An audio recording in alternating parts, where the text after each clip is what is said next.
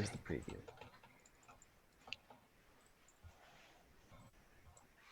Okay, that's posted to Facebook there. Now we're live. So, We hey, are? everybody. As you can see, Hello. we're doing an entirely new thing. An entirely new thing. Yeah, we're having a live sausage fest with only guys. Well, I am a guy, so that is correct. Sort of. I'm just not a cis guy. Yes. And Jamie will eventually be joining us probably when she gets back from Shari's/Ramona's thing.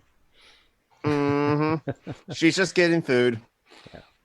But in any event, hi, you can now see our lovely faces. 3 wonderfully beardy dudes. Well, 2 and Jonathan. And yes. We can also do this. Cue the intro music.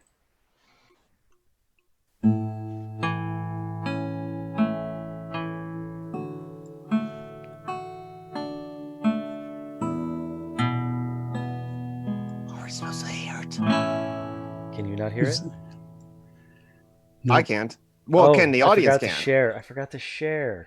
Well, the people in the chat probably heard it. I heard something tinkling.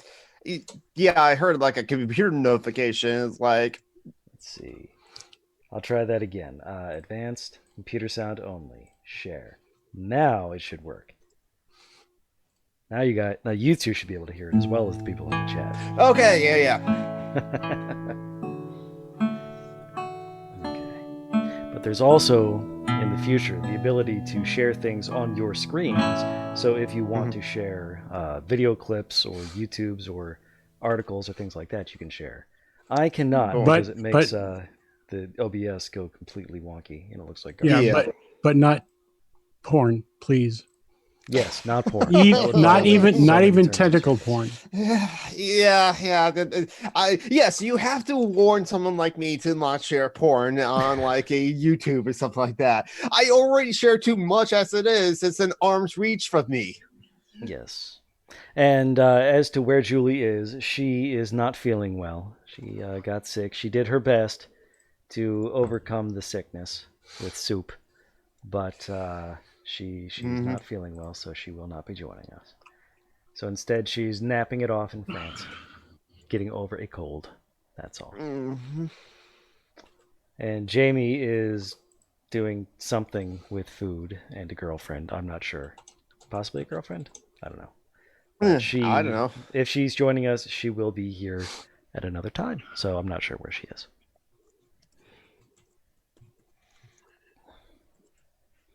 But anywho, we are doing a thing with Zoom so that you can see our lovely, lovely faces and eventually Jamie's and Julie's as well.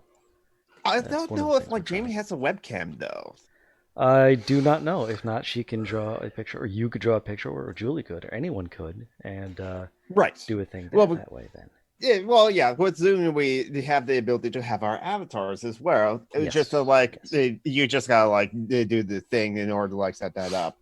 And is he going out back or something? Well, it actually is a Australian hat. It's it's finally gotten like a bit worn and like is breaking at the seams a bit, but no, it actually is Australian. So it's not Australian. Yeah. There's no corks hanging off the thing. I know, and you can't snap up one side. What? I had to modify it in order to do that. Yeah, I have a hat that I can do that with, and it's not even Australian. Come on, get with it, man. See, I also have this hat, and it already has that feature to it. Yeah, but the brim is way too wide for it to be Australian that way. Yeah, it is too wide to be Australian. It'd be a rain hat or tricorder hat, or that's it. So yeah. And hey, Leto, she's in the chat, just popping in to say hi. Get well, babe.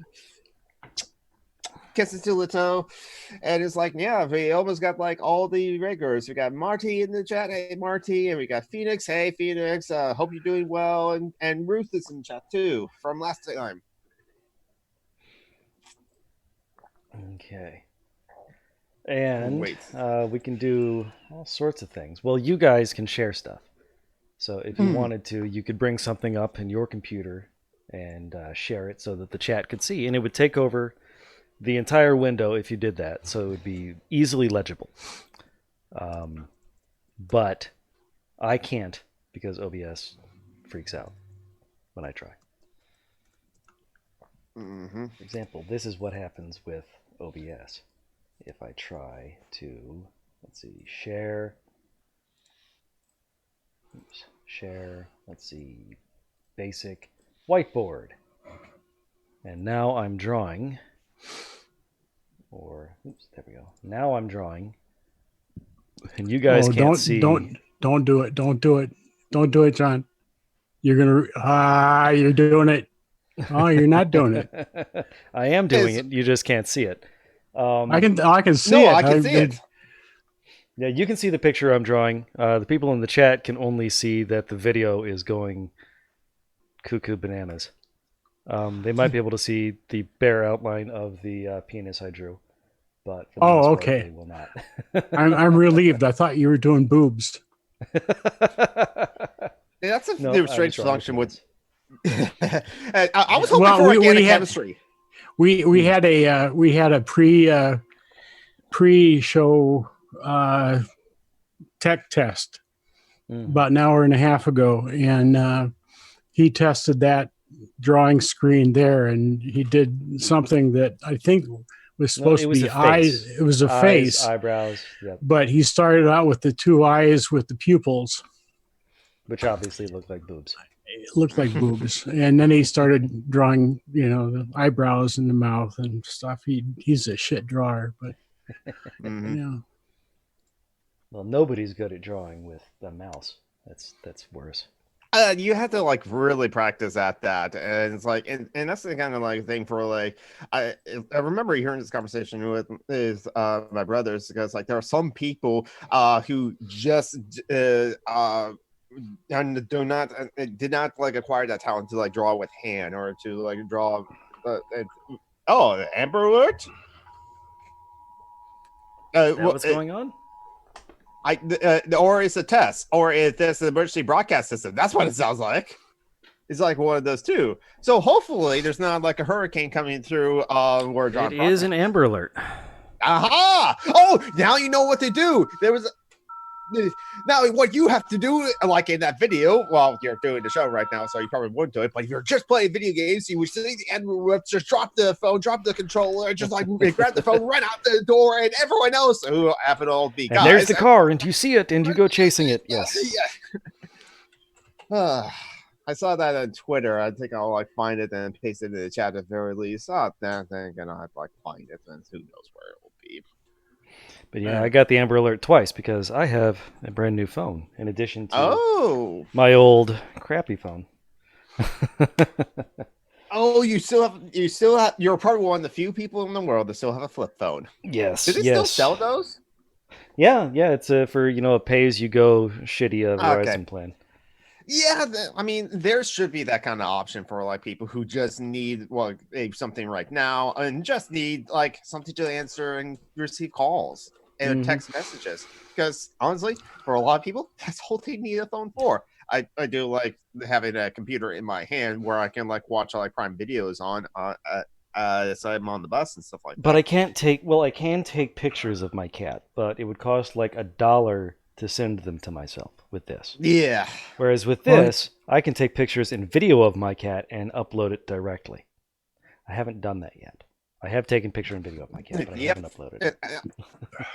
I think I remember thinking I really should do that more with my phone, because it's kind of it's a lease on from Sprint, not advertising for Sprint, fuck Sprint. But it's only $15 a month, so it's at least it's reasonably affordable. But apparently this one, the LG Thin 8 G8 ThinQ has a really good camera, so I probably should do more stuff with it for YouTube if I'm not working a lot of hours at work doing that. So yeah.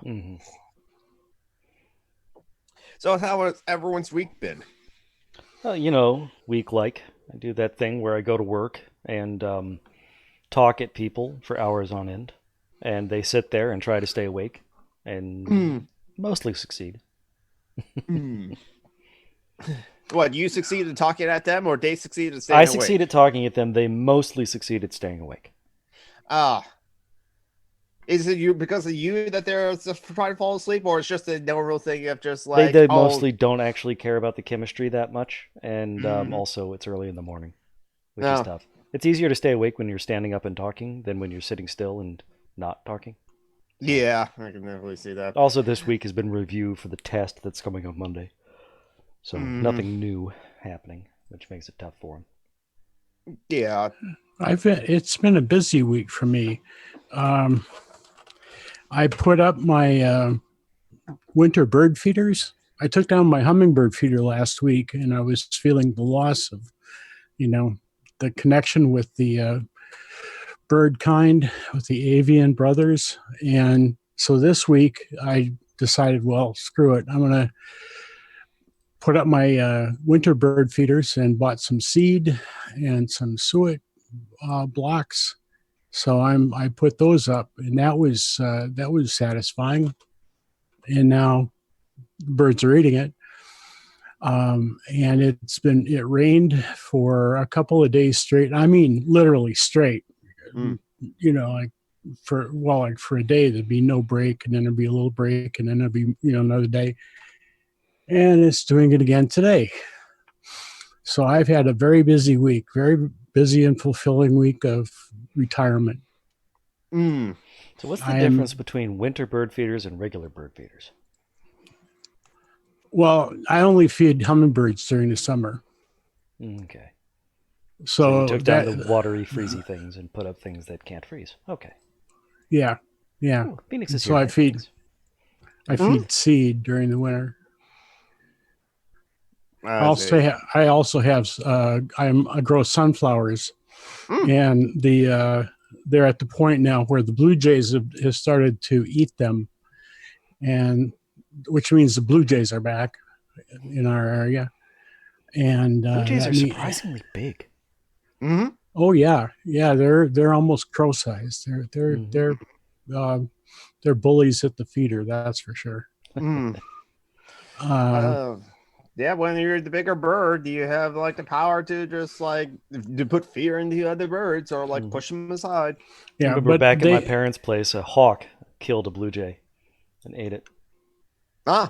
Left part of it behind, so then a crow came and cleaned the corpse off in the bird bath before eating the remainder. But then you had pretty blue feathers.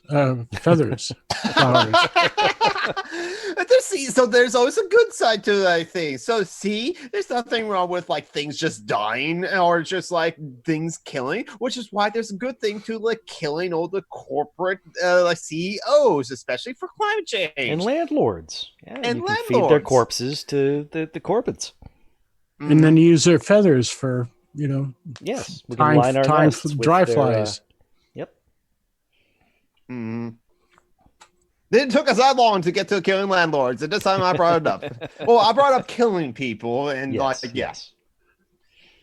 But seeing a hawk kill a blue jay right then and there, that's kind of interesting. Got it at the feeder and ate it in the driveway. Hawk don't give a fuck. Yeah, makes sense. My week was pretty much the same old, except that like I was working a lot and but what's interesting on Twitter is that one of my tweets just went randomly viral, and it's like how I find the tweet. I still get notifications of it. And you can actually show the tweet if you want. I hit what button is that to do that? Okay, you go down to the bottom and you see it says share. In the middle. Okay. And then you go to advanced, and you can share a portion of screen so that they don't get to see your tentacle porn links. Yes, please. So now I'm guessing that I'm showing because things change, and so we see your great big tweet right there in the middle of the screen. You see your 681 replies, 2.1 thousand reshares, 6.1 thousand likes. So you got a good ratio going there. Yeah, it was, and because and also it's like other people like said in the chat. Let me look quick. Oh, I click on the picture. Here's the full thing, but like I can still resize this portion, so that's a nice little handy feature of the Zoom thing. It's like, and what I said in this as a caption is like, I checked no eyes as because your favorite Final Fantasy game has you taken the role of Antifa to do battle against evil corporation in the dystopian capitalist nightmare world while dressing in drag and teaming up with SJWs and furries. But tell me again how those people are ruining everything, you boot-licking Shira lackey. Stop share, found the button. And there is no lie there. Well, yes, except for the fact that it's not everyone's favorite. Exactly. So that's part of why a bunch of replies, a bunch of quote tweets I got is because a lot of people have said that's not my favorite Final Fantasy game, and it's true. I mean, my favorite's not 7; it's Final Fantasy 4. I have some playthroughs of that on my channel. In fact, I still haven't the actual beaten Final it Fantasy 4 or Final Fantasy 6. Yeah, the actual Final Fantasy 4. So I knew it as Final Fantasy 2, and we never got actual. Okay, so remember, for the NES was Final Fantasy 1, the first Final Fantasy. You got me on this. So oh god, well, I'm starting to get. I'm right now. It says my real name, Jonathan Scott, which is fine. It's public knowledge anyway. So I got to remember to change that as I come to here or other places. I'm sorry to keep that Jonathan Scott. Anyway, but I am Jonathan Scott. There was Final Fantasy 1 for the NES. It first came out in the Famicom in 1987. No one cares about that. Why I'm going on old geek mode now. And then Final Fantasy 2, which was actually Final Fantasy 4, but the easy version of that because they thought the Americans couldn't handle more moderately difficult game as Final Fantasy 2. Well, the Final Fantasy games they didn't sell well in the US, so that's why. And then Final Fantasy 3, which is actually Final Fantasy 6. So we never got Final Fantasy 4. We went straight from 3 to 7. So yeah. Yes, here we go. But the fact is that Final Fantasy VII was, for a lot of people, their first intro to that sort of Final Fantasy world, to the world building, to that level of technology, because it was the first one on the PS, the PlayStation. Yes. So a lot of people got intro to that, and it was also that time of life. Let's see, for me, Final Fantasy VII came out, I was about 14, 15, so about the right age for all that stuff. Exactly. So. But yeah, about what's interesting about so not only was there a lot of replies of Fantasy stuff's not my favorite, but then the right-wing Dubro gamer types found that tweet as well, and a lot of them have quote tweeted me. Some big accounts retweeted it, Mars Girl retweeted that, so I found that awesome. Saw her in some of the replies, saw some awesome people in the replies, so that's kind of cool. But the big right-wing Dubro gamer types have retweeted it. None that I know of, but when you get so many notifications, you cannot scroll back and see all of them, unfortunately. But I did know that a account Kung Fu Man, I don't know, has 5,000 followers, and he quoted that, and one of his followers is my younger brother. And so my younger brother, I occasionally lurk on his Twitter profile. He's a small account, only 73 followers or something like that. And so I check up on him because he's a Gamergator, a Trump supporter, and a Sargon follower. And so, yeah. And so now he knows that I am he, they, and I'm non-binary as well. So I haven't talked. That was yesterday. He found out. And haven't talked to him yet, but yeah, there's so that's kind of interesting. Because honestly, the reason why I decided to be more active on Twitter randomly is because hey, how come my younger brother is on Twitter or something like that? Okay, here he is. It's oh shit, he's a gamer gator. And so then it was actually a month of where it's just is he that far gone? Was he one of the people who were harassed? What do I do about this information? And then I had a conversation with him, and it was just okay, he is far gone because he said to me, we live in a world where you can't say the N-word here, but he actually used the word, and it was yeah. Is he upset that you're not allowed to say it? He laments that we are live in a world of censorship where you can't say it. Well, you can say it, but people will realize you're a giant asshole. Right. Yes. And if people smack you for that, I don't see a problem with that.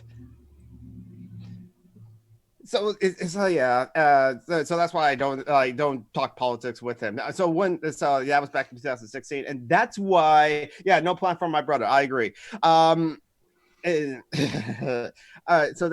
actually kind of why I started to be more active on Twitter in 2016. Was just like, hey, okay, I'm not the only one thinking that like Gamergate was a terrible thing, right? Okay, no, I'm not the only one that's thinking the Gamergate is a terrible thing, and that's how I also inadvertently like they found like H Bomber Guy, bit of a jerk, as through H Bomber Guy I found Garrett, and then I discovered the YouTube feminist like community from like Garrett, and ever since then, and that's why I am here right now, apparently, because it was through Garrett I met Steve, and through Steve I met you, John, and I met Tom McDonald through Chrissy Winters as well.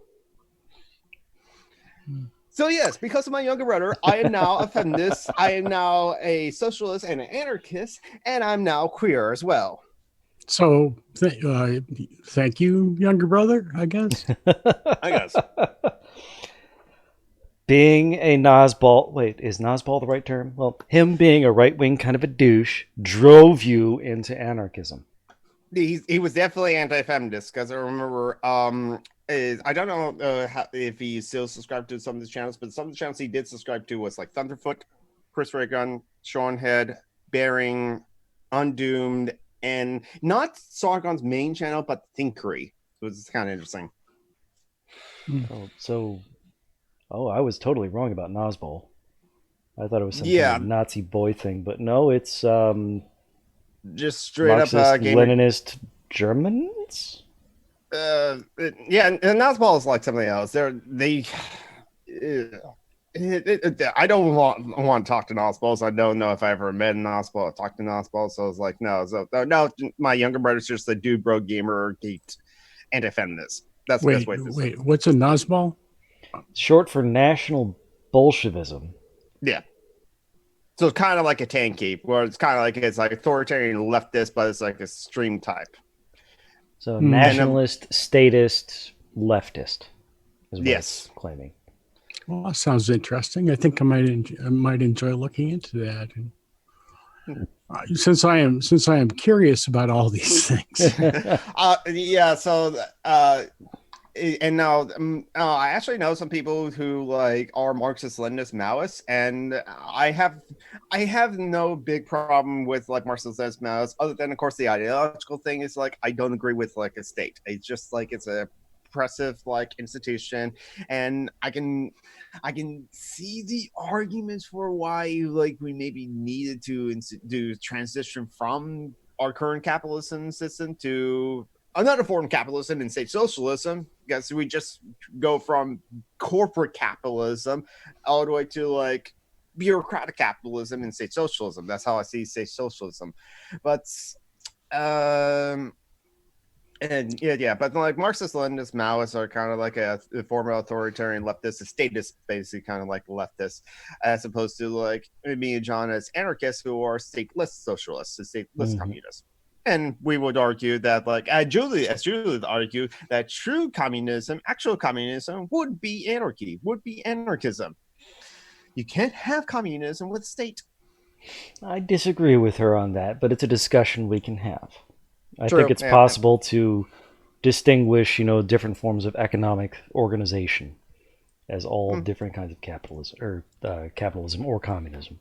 I think you could have a state-ed communist or sort of leftist statist system. I just don't like it because I think it would lead to hierarchies and abuse of power and so on.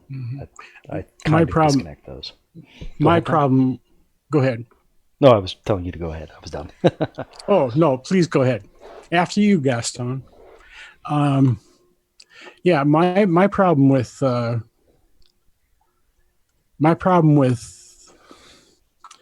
I guess sort of organized communism, Marxism, certainly Leninism, fuck it.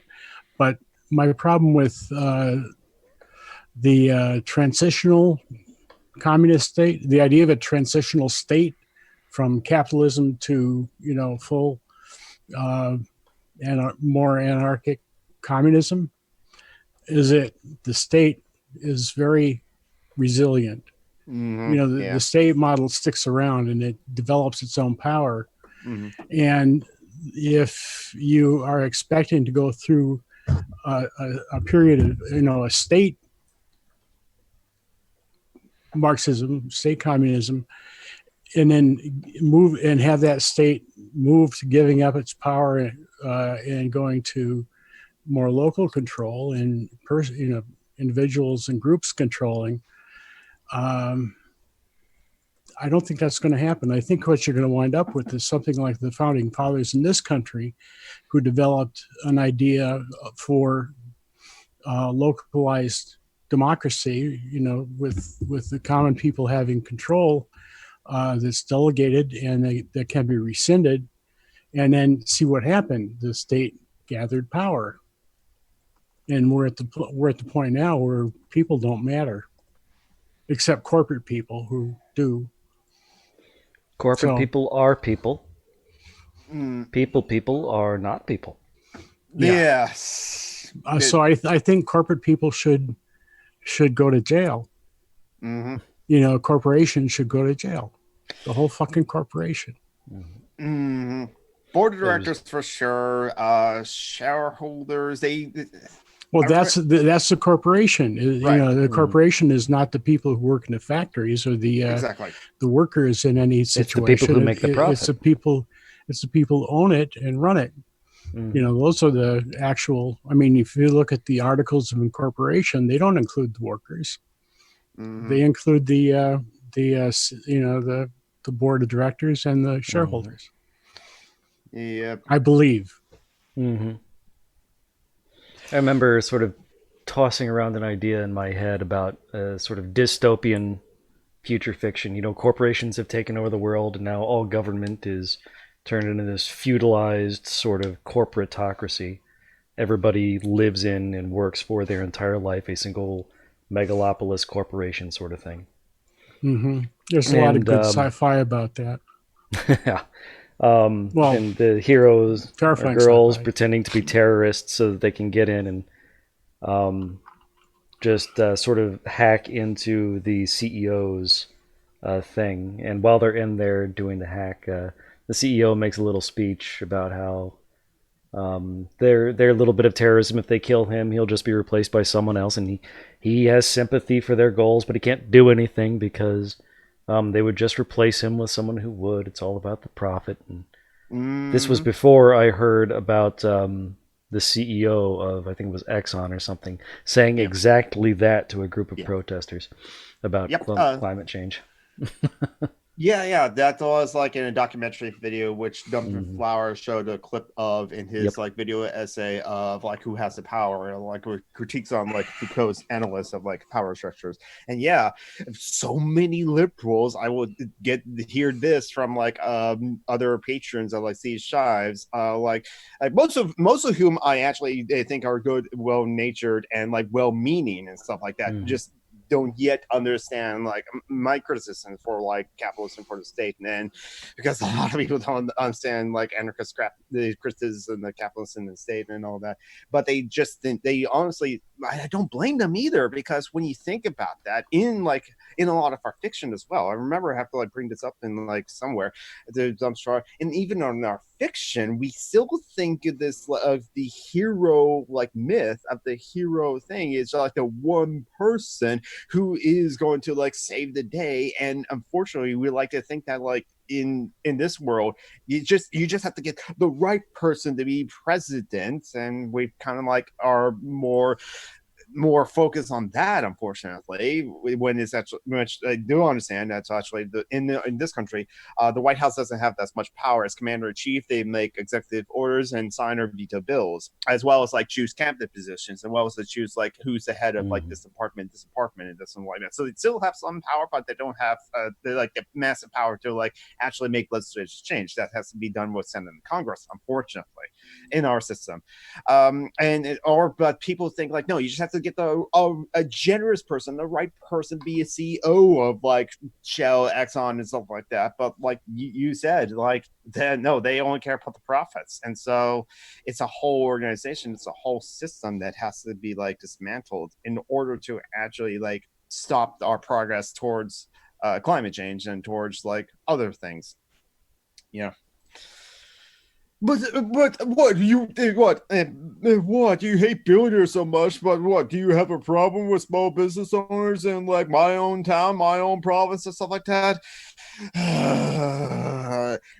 Actually, in a way, only because even a small business owner does have power over their employees because the system allows that.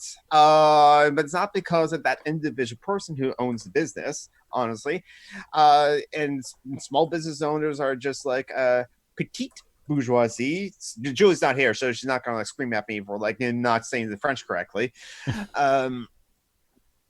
Talks about histories of as frat guys in relations to Brett Kavanaugh's appointment. Oh, that's a YouTube video that you put in. That's a content warning. Okay.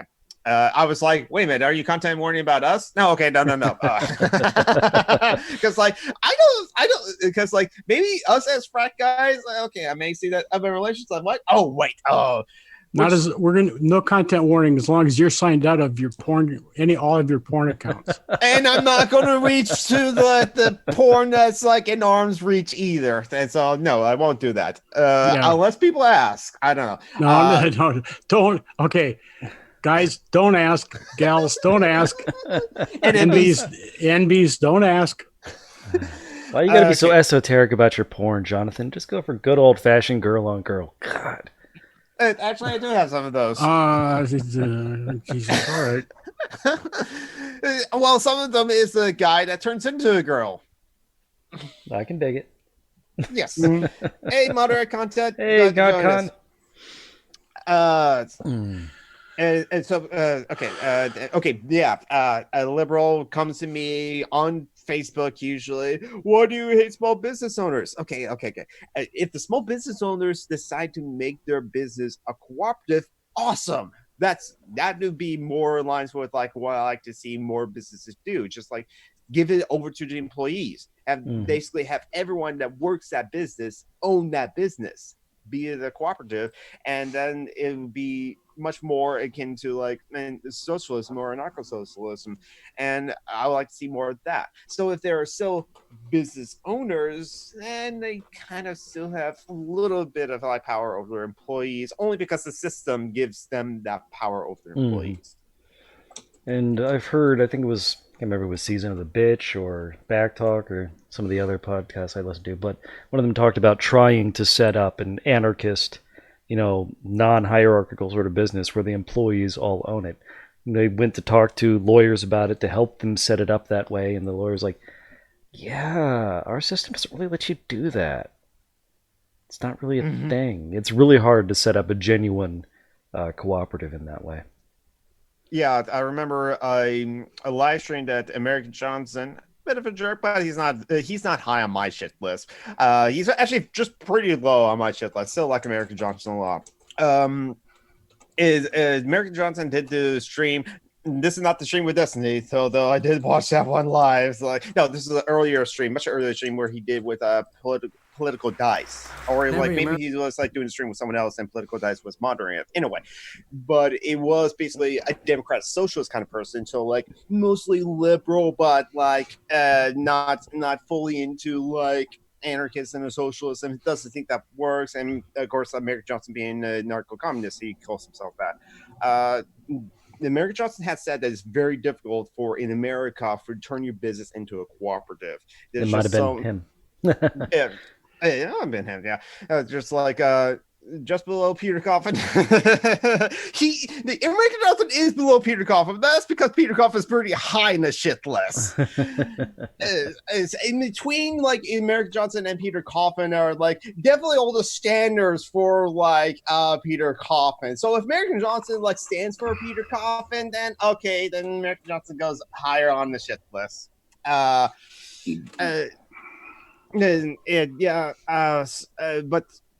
so yeah, that's where it's like, yeah, American Johnson, who was also a right-wing stateless kind of like person as an American libertarian who those are not real libertarians. And he honestly thought that way. He honestly thought in a pure capitalist way. So it's kind of interesting when you talk to him because like, hey, I used to think like you, but now I'm an anarchist.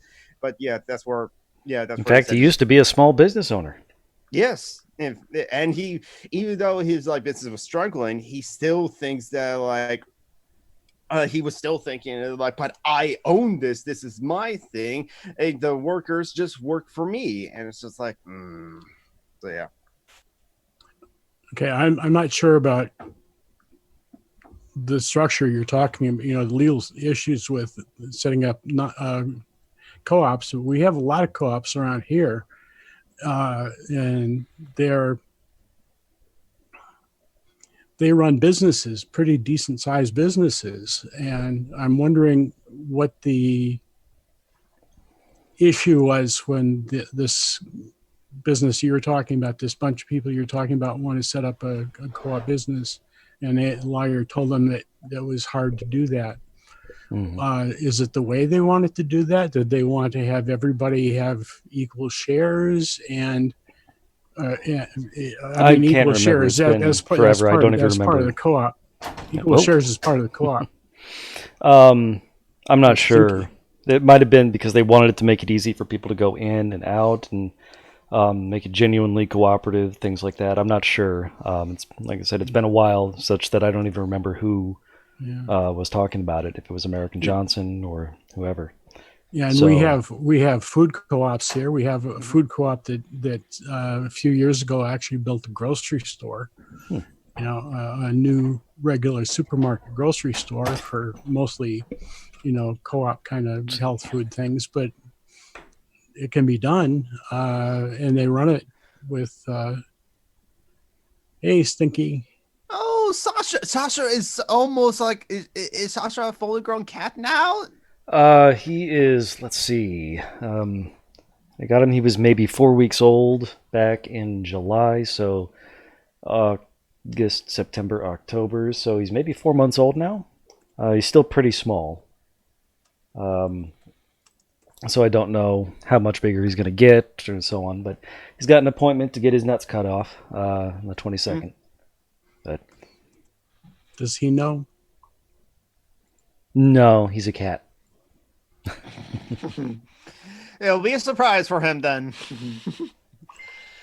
I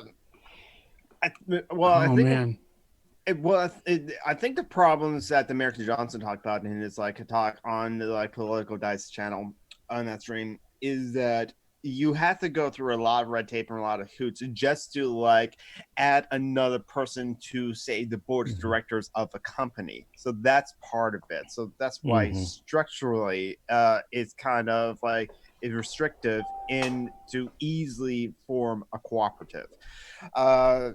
And I think that's part of the thing that like if we can like change that legislation, that'll be awesome. It'd be much more easier for businesses to like run as cooperative.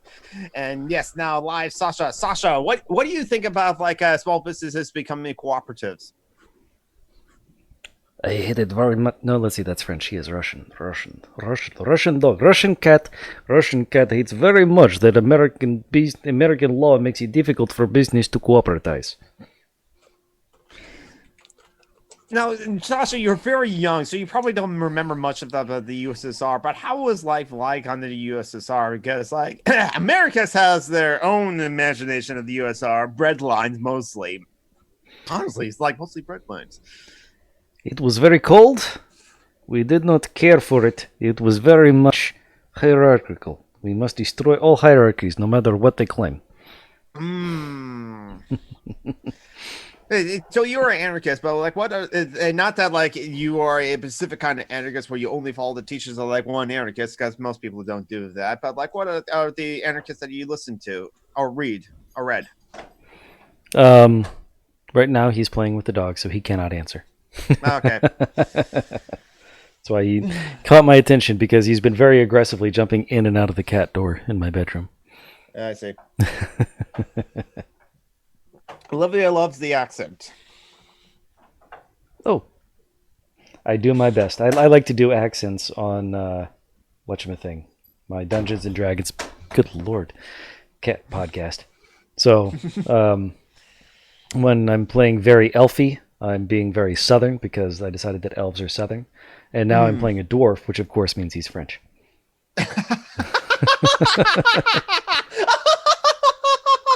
And I am Jacques McSweeney of the clan McSweeney. I am a dwarf. You can tell because of my dwarven beard. I gotta catch up on my Dungeons and Debacles because, I also got a new phone, and for some reason, my podcast capture is just like a random one. Doesn't seem to like pick up Dungeons and Debacles, so I gotta figure that out. Remember, it's a dungeon ampersand Debacles. Oh, okay. I had trouble finding it on the Android podcatcher thing till I checked that.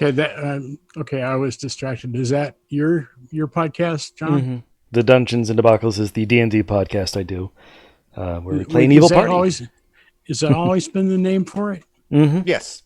Okay, because I shared that with information with my son. Oh God, when I found out about it a couple of years ago, and I didn't remember the name, so now I remember the name. What, do you have a Scottish accent? Because you got like two people of Scottish descent in this call. Well, I suppose I could. It wouldn't be too hard. I guess I wouldn't know what a Scottish accent is to be a judge. Well, yeah, there are actually a number of Scottish accents, and the Lowlands, Highlands, Edinburgh. Edinburgh. The Eden part is not stressed, because that is, the it's the borough that's important. So you say Edinburgh. And there's Glasgow. Which is totally different. That's deep fried. There are so many accents in Scotland that actually the posh British accent that we think of as, typically British. I don't know if it's the BBC British accent, but maybe 100 years ago, 100 and some years ago, the received pronunciation.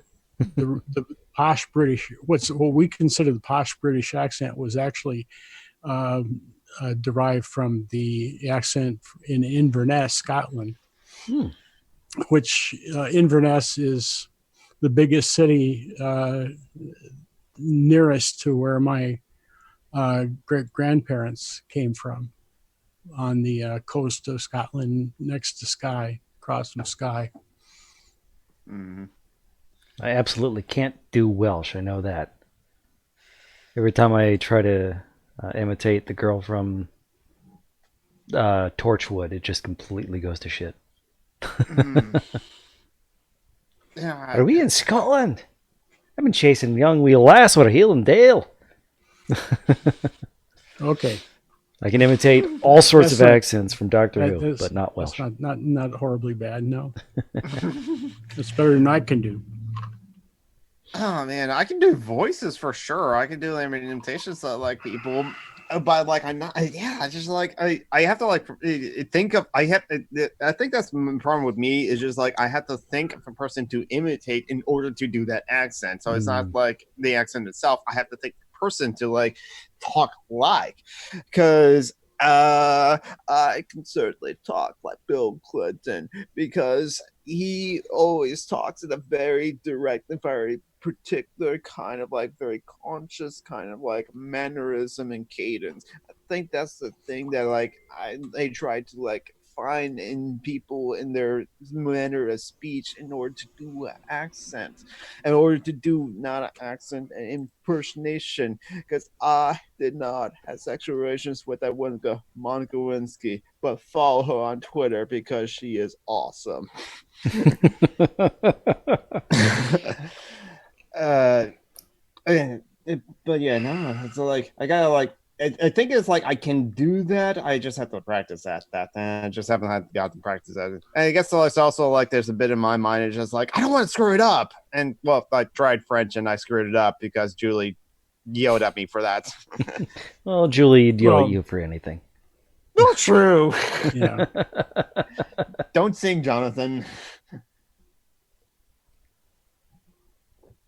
B. Sanders, Bernie Sanders.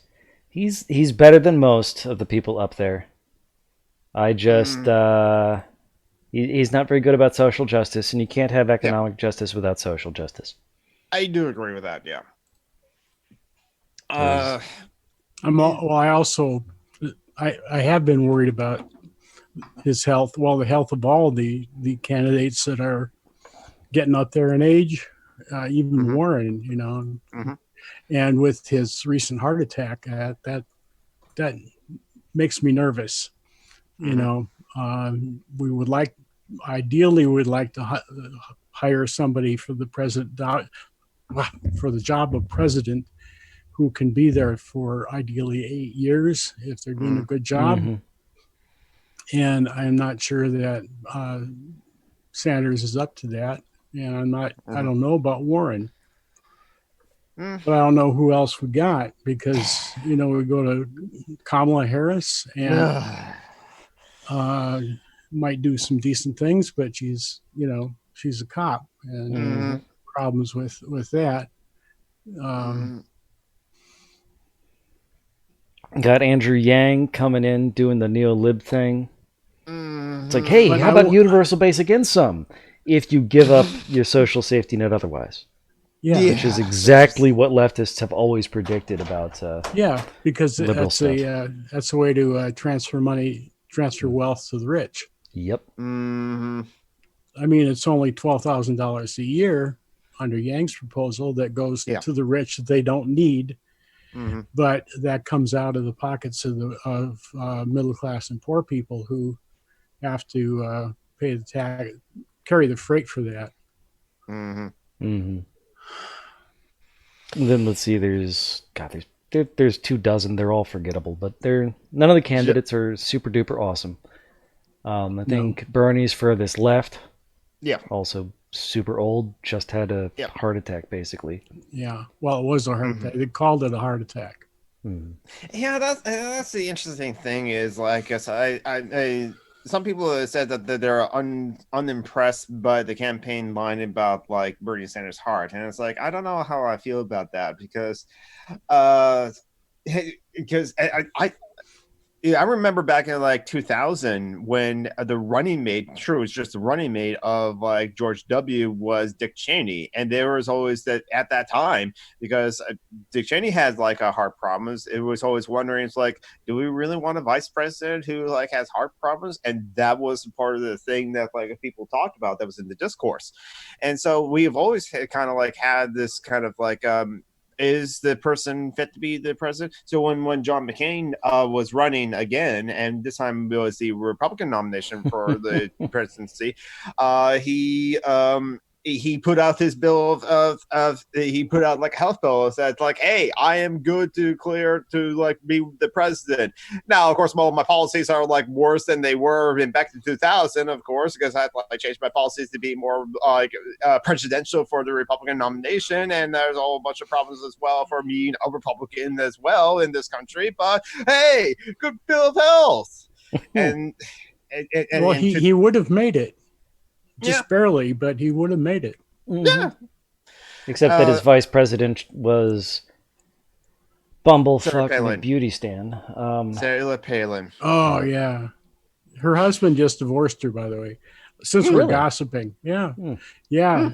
Todd said she's impossible to live with, and I am surprised he lasted this long. Yeah. I agree, Mental Hunt. Dick Cheney doesn't have a heart problem, more of a black hole problem. Is Dick Cheney dead yet? That's a good question, actually. I don't remember hearing about if he died or not. I mean, I hope he's dead. He's a terrible person. Yeah, exactly. Well, he's still alive. Oh, damn it. Well, of course, he's rich. He can afford a great health care. But even like 2016, they were concerned he's younger than Bernie. Okay, then. But even like in 2016, I was concerned about like Hillary Clinton's health, and that also became a bit of a hullabaloo before the election when she had to like end a rally because she fainted. And so we kind of like always have these concerns about like politicians like health.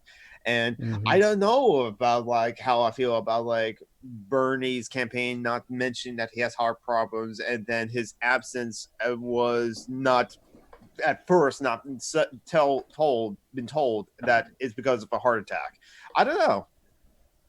Yes, Phoenix, I gave you full rights to hex Cheney. Go ahead. Yes, definitely curse him. Curse all the GOP, curse all the fascists. Don't start it. If stick to Cheney, if you like, you only have like enough hexing powers right now to like do Cheney first. Because but then there's like, give him cancer of the wallet. Make his ooh. money die.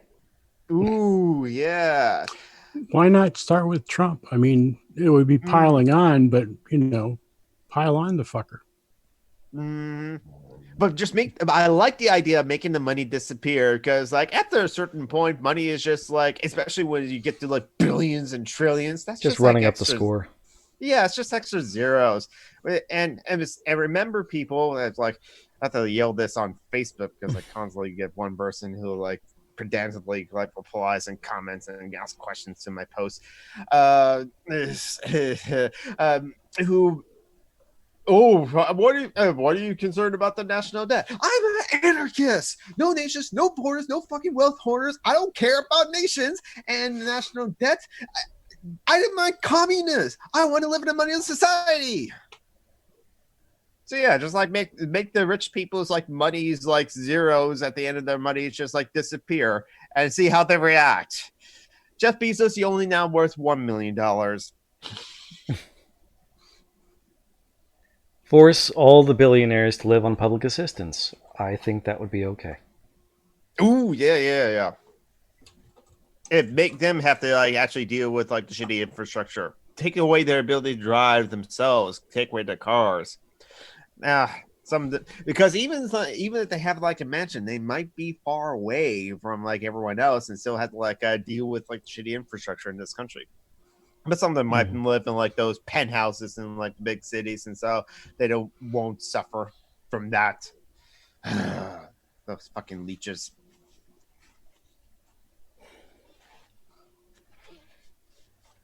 So how do you feel about corporate sabotage? As in sabotaging corporations? Actually damaging infrastructure. At this point, it feels like that's the only way to get them to pay attention to shit. Yeah. Well, I think that's how the term like sabotage came from.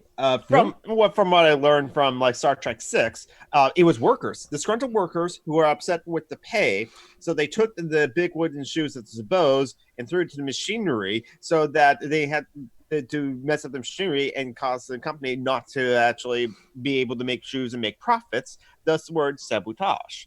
And so, yeah, I mean, it's like, it's definitely one of those tools in toolbox. And for like, say, climate change, that might that might be the only thing that can like actually really like prevent that, is like actual like kind of destruction of like a corporate machine that makes profits, make money off of like oil and stuff like that. I don't know how much of like corporate sabotage we will need to do. Not that I'm encouraging or condoning such actions, because criminal anarchy is the thing in my state. But yeah, it's like definitely something. I mean, it's definitely, I'm definitely not opposed to corporate sabotage for sure. I would just say that. It's just like, yeah, that's like, just if anyone is planning to do that, not that I'm encouraging them to do it, plan well, and like good luck to you, I guess, and be careful. But I would hope things. That, go ahead, Tom. I would hope that the sabotage would be targeted reasonably well, and that it would be done in such a way that people wouldn't get hurt. Mm-hmm. That would be a big concern. But that would be a concern of mine. I would really not want to see, because the one thing that I mean, you would turn off some people anyway by sabotaging. I mean, some workers anyway by sabotaging, because it would probably shut down at least some part of the system, that they rely on for. And the capitalists for their always income. hold people hostage that way. Exactly. So I think indiscriminate targeting of indiscriminate targeting, I think, would be a bad thing, just because it would, or not necessarily a bad thing, but it would have to be considered, because you don't want to cause more damage. You don't want to push too many people away who would otherwise be your allies.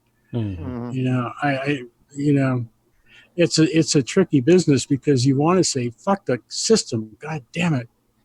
Yeah.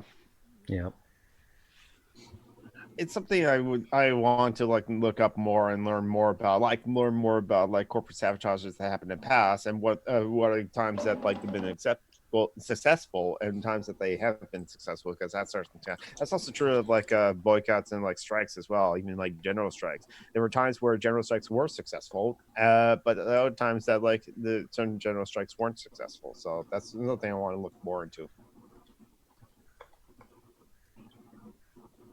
But in general, I'm not opposed. And I looked it up. Sabotage does come from peasantry, because it comes from sabbat. The French sabot.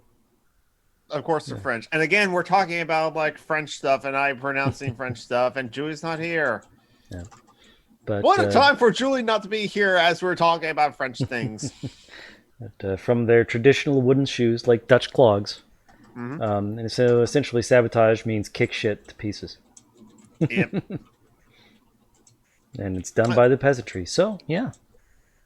And it's not like all times where it's corporate. I just remembering the Luddites. I remember hearing and learning about the Luddites. That word Luddite has become synonymous to someone who hates technology, and someone who's averse to technology, doesn't want to do anything with technology. But the actual Luddites, somewhere in the UK, I think, they were workers who were seamstress, or make clothing, or textiles. I think they did traditional weaving work in the cottage industry. When things were farmed out back before they started building the mechanical looms. So exactly, and it was the looms that was taking them out of work, and thus again, because of the capitalist system, if you don't have work or you don't have a job, a way to get income, then it sucks to be you then. And so the Luddites fought against that using corporate sabotage, essentially by destroying the looms. Because if I remember correctly, capitalism is really good at updating and mechanizing and turning skilled work into unskilled work, which is a good thing generally, except for the fact that it then leaves people hanging out to dry and suffer, which is bad. Yeah, which is the interesting thing about that, though, is that Yang is the guy that's talking about that. Yang is the guy that's talking about robots and mechanization of the work, and the move towards gay luxury space communism. Whatever, I messed that up. Sorry. Fully automatic. Space gay space communism. Yes. Yeah. Okay. It's see the memes. I don't know. I have trouble because I'm old.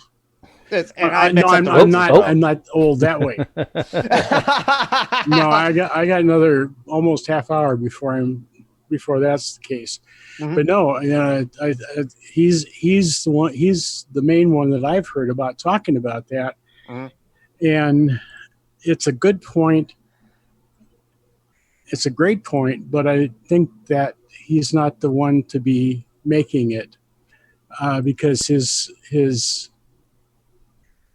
suggestion for how to deal with that is this libertarian capitalist thing of just give money and take away the benefits. Now, if he really wanted to do something, he would leave the benefits and give the money as well,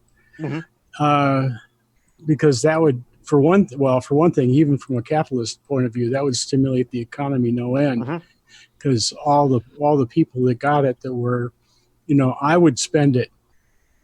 I would not all of it. I suspect I would actually save some of that, but I certainly would spend most of it on things that I am stinting myself on right now. I scrape through. The end of the month is, and for me, the end of the month is from, well, actually now, I budget enough for food and, the other stuff that I absolutely need to do. But at the end of the month, my bank account is down to almost nothing. So, and if I had more if I had $1,000 and my, and the other stuff, I would be giving a lot of that to people who needed the help. No, you just remind me. Speaking of people who always need help, please add this stuff in there. Do my thing, copying and pasting a bunch of links from I basically have a Google Doc. It's multifunction. It has different links. It's my social media links, but I also put all the things in there as well. I also put in Phoenix's things as well, because I bet she will accept money as well. Give Phoenix money there. Give Joanna money, because Joanna, it's kind of the thing, and yet from right fingers, because I've gotten the comments from my tweet that went viral, and some of the questions get a job. They think it's easy to get a job, and it's not easy for everyone. And some people sometimes live in one place and can't find work in that one place, and it's not easy for people to move. It's just not. And where's my train of thought now? But also they don't understand how some people have disabilities too, and it's so difficult for people to work. And I think that's one thing that we just gotta man, I have these constant thoughts actually at work, because I listen to Audible Anarchists or other things like that, and sometimes I remember the conversation I have with right wingers. Some people really, it's strange how people who just I don't want my taxes to go to someone else just so that they can be lazy. And then, but what is lazy? I think that's just a full capitalist myth. I don't know where my brain was going right there, so I was just my brain's not working right now. It's just no. I was just going to quickly punch it that showed us. Yeah, this is Fully Automated Luxury Communism by Aaron Batista, one of the people at Navarre Media. Fossey too did mention this book in his climate grief video. But others have read this book, Anarcho-Tomunists read this book, and they have their problems with it. Still, I think there's still something to glean from it. I haven't read it myself, but there's that. Now, there's another book actually that I decided to get, which I still haven't read, but it's Crippled. It's about austerity and the demoralizing of disabled people. Demoralization or demonization? Demonization. Okay. And all about if you can't work, you have no value to the system and therefore must die. Exactly. Dust is all over the place because those things are dusty. And Madame Swan, a YouTuber with 1,000 subs, also mentioned she's in the UK as well. How this society, or her society, the UK, has demonized the disabled people. Oh, hey, you're giving the government benefits, so you're fine. And it's just they don't know how it is. And so they don't understand, and it's just all propaganda to discourage people from accepting those benefits so that the government can not have to spend that money on those benefits, and thus okay to cut those benefits. Fuck austerity, it doesn't work. And but yet we kind of had austerity with neoliberal politics for the last 40 years, where it's the rich can keep a lot of their money, especially after a certain point, especially with capital gains, because those are not taxed the same way as regular income. And and who's allowed to like who's able to buy capital gains stocks and shares, bonds, and all that stuff. It's the rich people. So it's just all a game for like rich people to manage to like keep their money. And now it's just gotten worse and worse as like more regulations happen, especially with like Trump and like other Republicans. And like, yeah, isn't I now go on to my random usual like anti-capitalist free? Yeah. Oh, okay. Just remember. Go ahead, Tom. I talk a lot. No. I was just going to say, we ought to have like a little footnote thing that we can put in the chat someplace. It says, the link to the Jonathan's rant. So when so that happened at about 1 hour in and ended at about 1:05. Okay, yeah. Well, but chop that out, put it in a sound file, and then you can just reference that, and you get to that point in the conversation, you say rant number 4. That's actually what I kind of do for my channel for the highlights I put up on my channel. I actually do listen back to like all the past social justice alchemies, or a lot of them, sometimes more than once, and I do get timestamps for it's like, okay, this is where we're talking about Vosh, this is where we're talking about random stuff, this is where we like where little Arnold complains about us not pronouncing fem or fem incorrectly, fun with languages, so on and so forth. So yeah, I already got timestamps for like a bunch of those things, but yeah, that's like kind of helpful. Anarcho-Socialist rant number 385. Yeah. Yeah. Well, we would miss the delivery, of course. But it would be efficient, let's say. Oh, so yeah. So you're bringing your capitalist bullshit in here about efficiency. I don't think that's capitalist. I think in everyday life, and I think even in the socialist paradise, there's going to be an interest in efficiency, because you don't want to work all the fucking time. Yep. Yes. You want to be able to get your work done and to benefit the community and yourself, and move on to things that you're more interested in.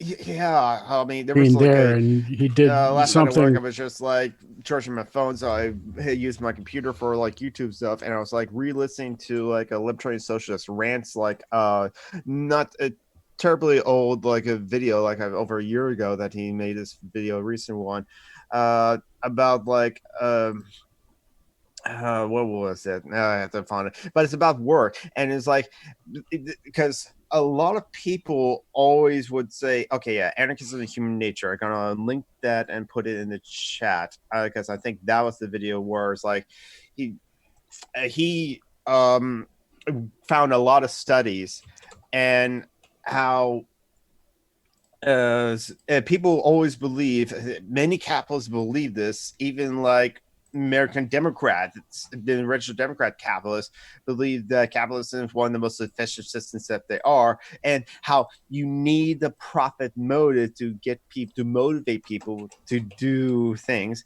And that video that I link, Anarchism and Human Nature, Cameron has found a lot of studies that like test that theory with like a reward mechanism and versus non-reward mechanism. And what a lot of those studies has found, that's like, if once you like present a reward that someone can get a reward, okay, yeah, they can get them to be like hyper focused and just like fight for that reward. But then you take away that reward, then they feel much less interested in doing that activity ever again, as opposed to someone who was never presented an award ever.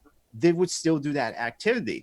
That's true for games as well, for children playing. Once you present the reward, then their children get they feel like you've stolen something for having taken it away. Exactly. So it's like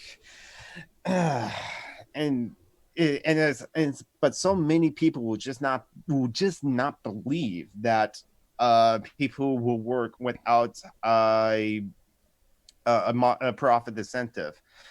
As I don't know what's the profit motive in a relationship, and being a parent, in owning a cat. I mean, there's lots of things we do that aren't for profit. Yeah. I mean, that was my point when it's like I kind of realized that, and so that I put it in the question to like a Steve Shot. You're right, just like how parents are paid a lot of money to raise a child. Oh wait, they're not. They're just gonna measly tax break like what, once? But anyway. Well, I got a tax break every year for the first however many kids. So. Okay. But still, it's like, but are you rich? And that's why you did it, right? For the tax break? Yes. Yeah, exactly. I was, we were in a tax, we're right at the edge of a tax bracket change. So we had my son, and, now we're millionaires. There you go. Okay, you're it's a sound investment opportunity, having a child. You're only a millionaire, so okay, you won't get the guillotines because being a billionaire is an immoral act. And this was actually a question that I got it asked to me after I said that. What about millionaires? And I'm thinking, yeah, I mean, it's okay. I still have and this comes from a person that I know has said that one person is not worth $7 million. So it's kind of interesting that I bet they were just challenging me. So it's just like, I still have my problems with millionaires, but more or less that they're just profiting or greatly benefiting off of the system. That's it's the system itself. That's the oppression. And that's what some people don't understand.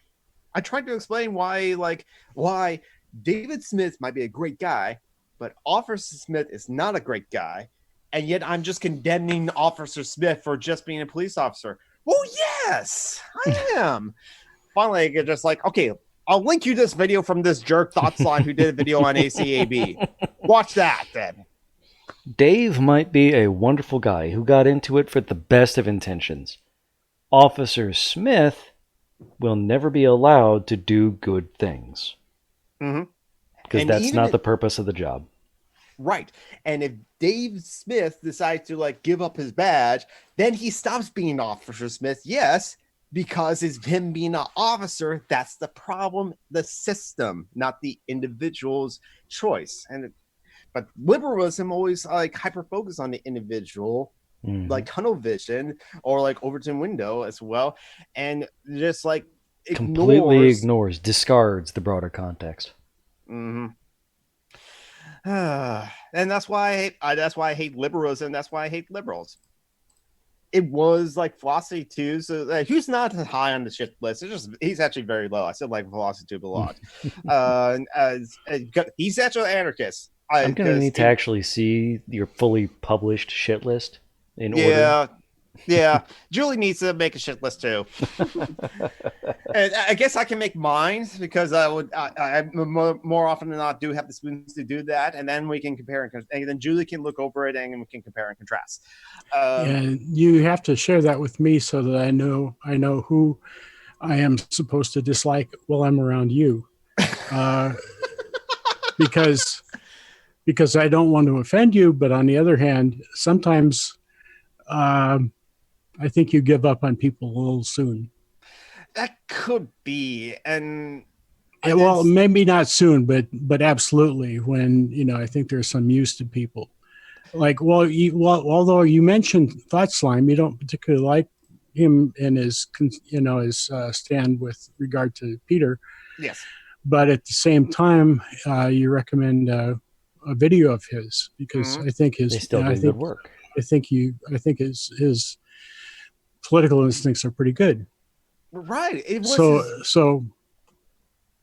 was his video on the state that convinced me to be an anarchist, because that was the last thing I needed to understand why an anarchist has a problem with the state. Because before that, definitely an anti-capitalist, definitely a socialist, and definitely already feminist. So I already had all those things that they agree with anarchists on and criticism. I just wasn't sure of the state, and it was thoughts on this video that made me say, I think I'm an anarchist now, and I still am right now. And so, and so yeah, so this, like Julie has said, because this affected her a lot as well. The whole Peter Coffin thing, this affects her more because she's actually a rape survivor. So when like the whole thing of rape apology or rape centrism, and that's rape that's centrism. What a horrific term. That's her term for but I mean, no, I'm not criticizing the term so much as the need for it. Yeah, that there's so many people that are like that. It's a perfectly cromulent term that describes a really disgusting stance. Yeah. But it's still, people can still watch H. Bromley Guy's videos and enjoy his videos. My problem with H. Bromley Guy is more like it's personal, and I'll keep it personal as well. Because until some people like publicly say this is what happened, then like I won't say anything. Or like with Thought Slime standing for Peter Coffin, I still sub to Thought Slime, and I still see his videos, and I still think he does great videos. Aaron from like Re-Education, I still is very useful to like able to explain his concepts simply in nice short bite videos, and that even liberals can like watch and enjoy and like. So it's just unfortunate that a lot of these YouTubers have like look at like the situation that happened in February with Peter Coffin and Angie Speaks and just thought of it as discourse or drama, which is not that. It was serious stuff. But yeah. That reminds me of recent drama. Gwen No Fear. Okay. So yeah. What's recently happened with Gwen No Fear, so remember people coming forward to explain. Yeah, she at first, how I know is that she did lost her polycule. She broke up with a bunch of people. But what happened recently this week is that they have come forward to say that content warning, sexual assault, that's like one of them has come forward and say that like it was when she was drunk, Gwen No Fear was drunk, it was a sexual assault. I'm going to trying to find that like the actual threads so that people can know what it is and that I'm talking about. So because someone they themselves did come forward and said that this happened to them, and apparently no one has come forward as well. I don't know who the second one has come forward and what they're talking. And basically what they said was there was an assault that happened at one point, and after a breakup, she actually broke into someone's house to confront them, and it was kind of disturbing all around. If I'm thinking of the same thing, Gwen said that she believes that happened in the blackout. Maybe. And she is talking on Twitter that she needs to do something about her drinking. And the concern I have there is that she's talking about, seeing if I can cut back. And if she's blackout drunk and does things that cause this kind of harm to herself and others, I think stopping at least for a significant period of time to see if that helps would be the better way to go. I will admit at this point that I'm an alcoholic. I've been sober. It turns out now for, trying to count it out, 35 years. You've been sober for as long as I have lived. Yeah. And I'm pissed about that because you get to have all the good beer and the good ale and the good cider, and you can try the decent hard stuff. And because when I was still drinking, the best stuff I could get was a decent stout, which was wonderful, in porter rather. And that was wonderful, but it was, you had to go to a specialty shop and you couldn't get it in, the local whatever. Now, God, you go into the local liquor store or even, some gas stations, and you can get decent, alcohol. So I'm pissed at you about that. But on the other hand, going back. So I'm saying I dealt with my overuse of alcohol by just stopping. So I put that out there as my bias. I also have I also have a background in alcohol and drug abuse counseling, and I know that a lot of people are able to quit the behavior without quitting alcohol entirely, quit the negative behaviors without quitting alcohol entirely. But it takes counseling, and it takes a counselor who's willing to work with you through, reaching goals. If you want to, if your first goal is to drink, is to continue to drink, but with moderation, and without getting into those problems. If you have a counselor that's going to work with you with that and set up the next goal, if that fails ahead of time, that's fine with me. But this is all the big aside to my to saying I have a preference for how to deal with serious chemical issues. But I worry about Gwen for that reason. But I also hope that she and the other people involved are able to get past it, because oh man, it tears me apart when I see people who I care about in this kind of pain. Yeah. And I don't want to I don't want to throw people away before I know what the story is. Yeah. The other people involved have not been happy generally with her response. So it's been very much minimizing the harm she did and so on. Yeah, and I that's why I haven't seen much. I not subbed to I don't tweet much. I'm not on Twitter much at all, and I only hear I get notifications about the people I'm sub to or that I follow. So I don't know what the other side of the story is. I finally found one from Dakota, and it's going to paste it into the chat for people to read for yourself. I'm just going to put a content warning there as well as I paste the link. So there's that.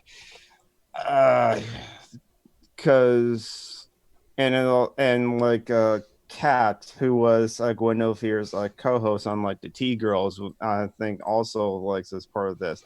And yes, now it took Gwen a while to say she believes the victims, though. Not less than a day though. So it's so she had a response that probably wasn't great, but then she said she believes the victims, but it was the first victim, and then there's I think a second one that came forward from Gwen's Twitter, because right now I'm still following Gwen, but I think I always again, it's just I don't I think I have to accept that it may be possible that Gwen, whether it's because of alcoholism or other problems that she has, at least some of her actions have been harmful, very harmful to some people. So I have to give my support to the victims and give out to that, show support to the victims and not mitigate or minimize what Gwen has done. At least Gwen has taken it seriously, but then again, it's she's doing the things I have chat logs that's say otherwise, and it's it's so yeah.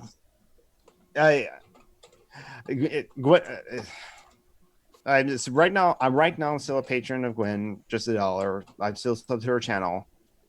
We follow each other, but yet I have to be a good feminist and believe the victims and support the victims. I have to do that.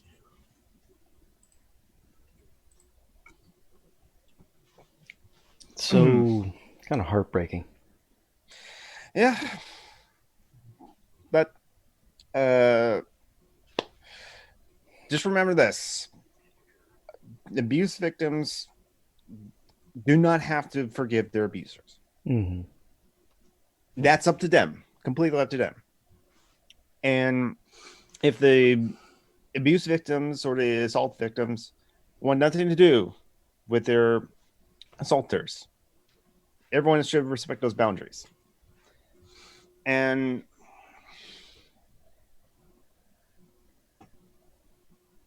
I just forgot what I was about to say again. I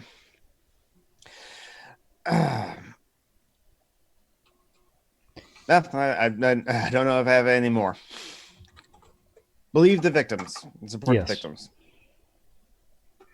And abusers might not ever recognize their behavior as abusive. Yeah, sadly.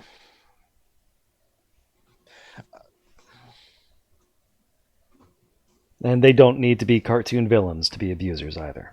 Exactly. They can...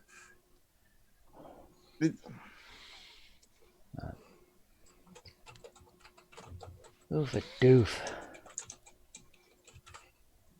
Let's see. Any other downer topics we can get out of the way while we're... Well, I have one.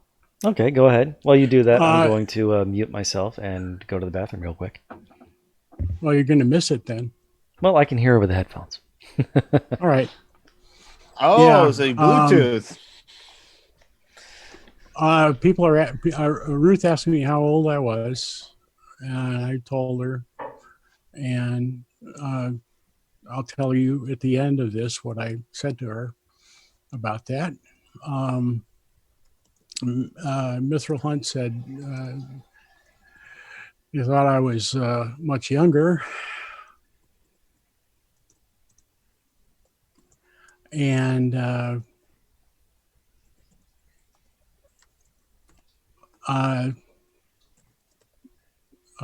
basically I'm old. Oh, is that time already? It's that time. I found that, like I said last time, I found that at about an hour and a half, I just give out because I'm old. So anyway, John Brockman is like also going to the bathroom. He's still listening, so it's like I know he's listening, but I don't want to leave until I can tell him in person to his face to fuck off. John. That was well timed. I love that really is well timed. Okay. So I fuck both of you and the chat, of course. I can't possibly leave the chat out of this. Mm-hmm. And I'll see you folks another time. Now let me see if leaving the meeting actually signs me out. Yeah. If I disappear, it worked. Mm-hmm. That's there's another. Do you really want to leave? Yes, he really wants to wait. There you go. Oh, that's yeah. So Zoom was this Zoom meetings app web program is what Steve Shaw's also used it for his Patreon hangout as well. But this is something I have used Zoom before for working for a worker advocacy group, a local one. So and in other places. But one thing about the Zoom meetings is that when the host of the meeting leaves, it kicks everyone else out. Others like Google Hangouts, and Lightspeed Go. Well, it is possible to set it up so that other people can stick around. And you can leave. You can let other people share the hosting duty and things like that. Anarchism and human. Have someone else be a host. Yeah, I see. Mm-hmm. And that way it keeps on working, but. Yeah, Marty did also brought up something that Marty was pretty much done with Gwen after her breakup with Go Fem Yourself, Lily, who did disappear from Twitter and YouTube. And was Go Fem Yourself the one who posted about Gwen breaking into her house? No, this was months ago actually. Who posted? I think I still have that Twitter thread. It was Dakota who posted about the assault, and then there was somebody else who posted about a post breakup break in. Probably Cat. I maybe, but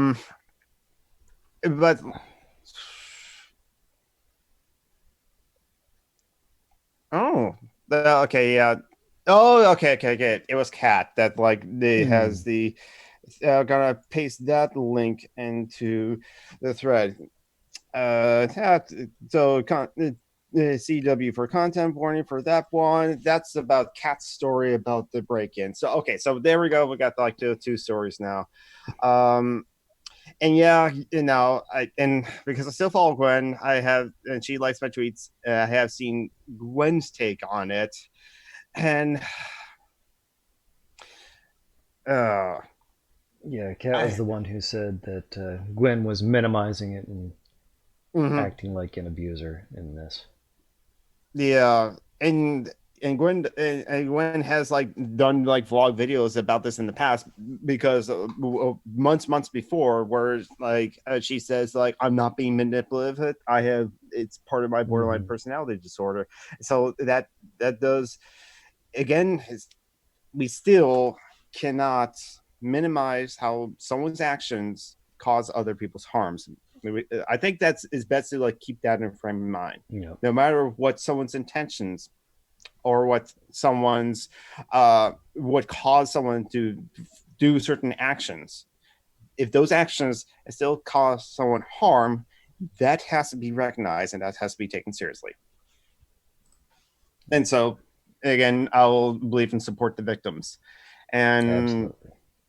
And I'll decide for myself about my support for Gwen, because I still like her content as well, but I personally can't separate that. Sometimes I can't. Let's just take it to like somewhere else, like certain musical artists. Despite my love for the band Tool, I am not going to listen or give money to Tool ever again, so long as Maynard James Keener is still the lead singer. And yeah. What did he do? Oh, okay. Never mind then, I guess. But since I brought it up, and since people don't know, and I can like try and find it as well, because it was a Twitter thread from someone said to someone who just anonymously made the account, I was 17 or I was 18, and she described her whole story. But what did convince me is when, because of that story, got onto Reddit, and then others started sharing similar stories that they had with Maynard and similar details that came forward. How Maynard would see them in the front, point to them. One of the band handlers, managers would like have one backstage badge, only one, so that the girl can come backstage to see the band who's Maynard's type, and then Maynard will take them back to his trailer. And yeah, and several girls have like done that. So again, I'll try to like find, there's been like news articles about that will have like have the link to the thread, because it is that Twitter thread that like convinced me. But like in other news as well, since this has been mentioned before in like past social justice alchemies, because I brought it up because I'm a fan of anime. Vic Mignogna's had his day in court. And they had all of his claims been dropped. And so Vic Mignogna, and there's a link to an article. It was basically anime's Me Too movement and the victims of like Vic Mignogna's assaults won, essentially. At least in the U.S., truth is an absolute defense to defamation. So, so long as they weren't telling lies, then he doesn't have any case against him. And now it's just the two of us, and so as I'm busy looking for like the Twitter thread, okay, hold on, because I want to, yeah, I could post the article, but I wanted to find the actual Twitter thread. It's like yes, I was 17, he was 36. Big content warning for this one is just like, I agree, Ruth, fuck Vic. I have hashtag kick Vic, and boy, have I gotten some responses to that, because oh god, the Vic Mignogna standards. Oh, my younger brother's a Vic Mignogna standard too. Of course he is. What is it about guys named Vic? Vic Mignogna, Vic, the football guy who hurt dogs. Oh, Michael Vicks. Michael Dix. I don't know. It's just people with power and money being god-awful douchebags. Mm-hmm. It's a power. When you get the power, like I said before, you're guilty until proven wealthy. Then you have the then you can just like do what things. Another thing also, like why is it that so many guys are standing for Vic Mignogna? Culture Shots, remember they mentioned this on one of his like live streams, and he read an article where it's kind of like the capitalist system, the spectacle almost has have presented this like narrative of if you are rich, successful, at the top of your field, women will want to be with you, and women want him, men want to be him. And because of that, we think that like if women want to be with me, then they want to be with me, so I can do all those things. But that's not reality because everyone has their own agency.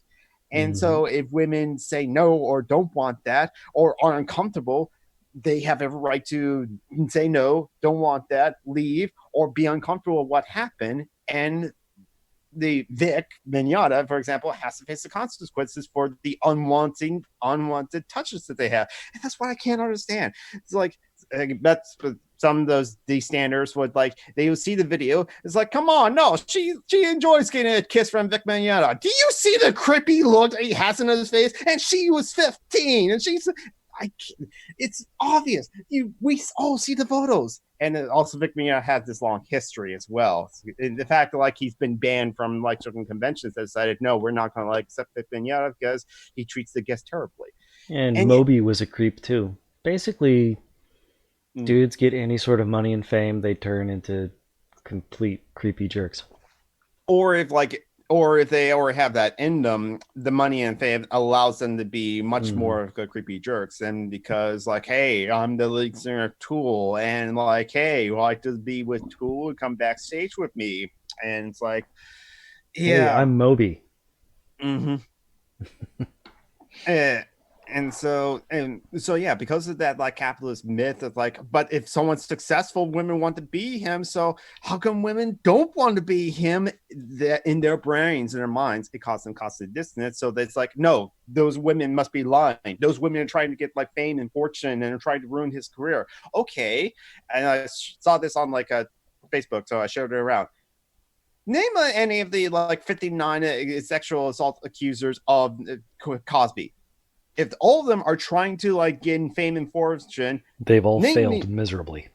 Exactly. So they're not doing it for fame and fortune. They're doing it because they want to tell the stories. Because the Me Too movement, a labor movement, has proved that like except every single one of them, as soon as they came forward, they moved into a new apartment. I know what you're going to say. They were getting away from the death threats and the people sending them bombs, but no, it was because they had money. Ford, who came forward, who was the first one that came forward against Brett Kavanaugh, had to like move 4 times. And it's just like, but now more women have come forward, and after she come forward first, and she waited 30 years until she like that she felt the need to do that. She wanted to forget that. He was about to become one of the most powerful people in the country for life. Of course, she came forward. I'm glad she came forward, and because like that also encouraged others to came forward, and as they have also met and faced death threats as well, because that's one of the points I want to like bring to of the institutional power. When people see that they have institutional power, they like that and want to keep that. But when they see things that makes them realize subconsciously or not implicitly that they're losing institutional power, they want to fight against that. That was kind of part of the whole Gamergate thing of like, if women and queer people are being accepted in vegan spaces, what does that make me? What happens when this becomes the new normal and me, a cis white dude, is not the normal or not the default? And as well as like, wait, Tifa's breasts are now smaller in the remake. She-Ra is not big-breasted. Why are these Mortal Kombat characters wearing more clothing? And I have to like scream about this in Tokyo Mirage You're sessions. supposed to cater to me and only me. Yes, I have institutional power, and with these video games not being, or Star Wars or Ghostbusters or all these things not being catered to me, that proves I don't have as much institutional power as I used to, and so I have to fight against that. Tokyo Mirage Session is going to get censored when it comes to the US. I have to talk about that. That was my younger brother. No, seriously, 2016, he was constantly on about that, repeating stuff from like that one angry gamer had said, including the vag bone, the missing vag bone. Okay. So let's see, Jacob Walls. To change topics dramatically. Sure. He came out with a new claim. He got a former Marine to say that he and Elizabeth Warren had an incredibly kinky sexual relationship. I am trying to find the actual thing because it is pretty goddamn wild. Yeah, someone sent this to me in messages as well. So yeah, it's like I heard about this Jacob Wall's press conference in front of like a friend's house. It's like this is your first rodeo, isn't it? You don't realize that you just pretty much dox your friend. Can't you do it on like a public forum, like in a park? I mean, yeah, that's like effort of like making phone calls and like talking with the city and making sure it's like with green dildos. I didn't hear about that part. Yes, green dildos and cat and nine tails. Apparently, according to Jacob Wall, Elizabeth Warren is an absolute freak. Later, Ruth. It's fun having you in the chat. Ruth.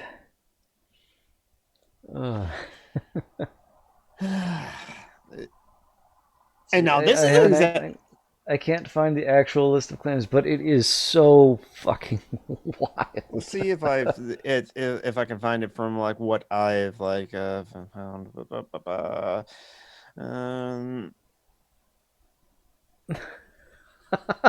Jacob Walls. Okay. Elizabeth Warren gave an amazing response to Jacob Wall. In his press conference. I'm gonna paste the Daily Beast article into the live chat. In response, she tweeted, Elizabeth Warren, "It's always a good day to be reminded that I got where I am because a great education was available for $50 a semester at the University of Houston. Go Cougars." We need to cancel student debt and make college free for everyone who wants it. She confirmed that she is a Cougar.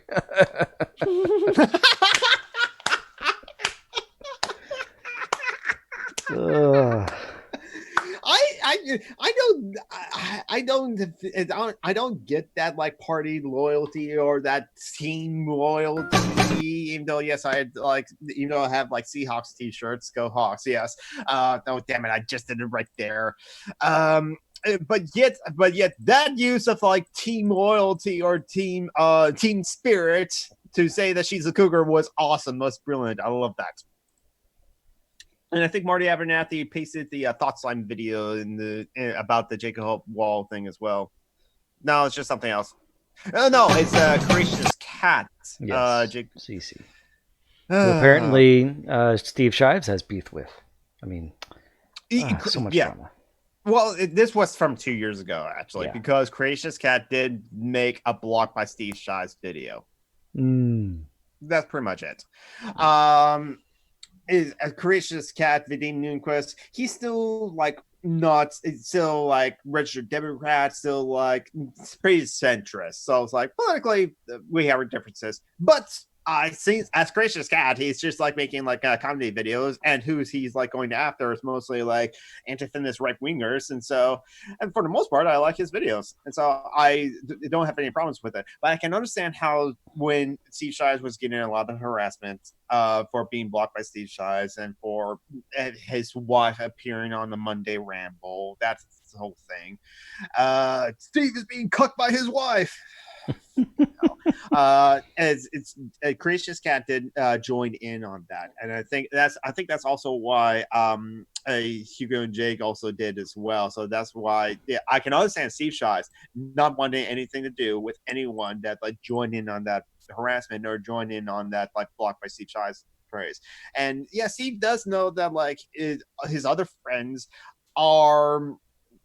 Where is he on the shit list? Vadim Nucleus was on that one stream that American Johnson hosted. That's why American Johnson so far, unless he's a standard for Peter Coughlin, so far is lower on the shit list because American Johnson at least recognized that I didn't do well in that stream, so he unlisted it. You could still find the channel if you happen to have the link for it, or you can still find the mirror of it on Kevin's channel, I think. But Vadim Nucleus was also on that stream as well. Granted, the purpose of that stream was more about like the harassment that Angie Speaks was receiving, and I do not. And again, that was terrible. I don't agree with the massive amount of harassment that Angie Speaks got, even though I have my problems with Angie Speaks. She's high on the shit list. Vadim Nucleus kind of joined that stream not knowing about Lorelei Bailey at all. So it's kind of like,